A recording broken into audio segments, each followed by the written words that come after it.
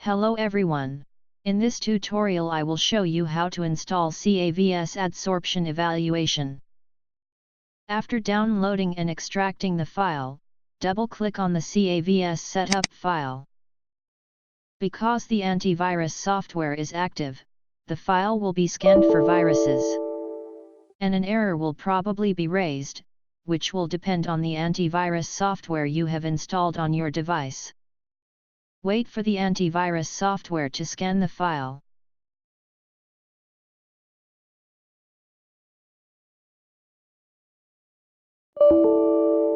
In this machine, the error was raised twice.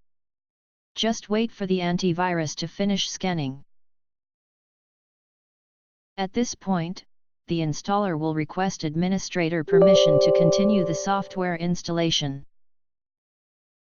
Now, accept the terms of use and click Next. You can change the folder where the program will be installed. Click Next. You can add an icon to the desktop if you wish. Click Next. And click Install. After the installation is complete, this message will be shown. Click Next and then click Finish to complete the installation. CAVS is now installed and ready to be used.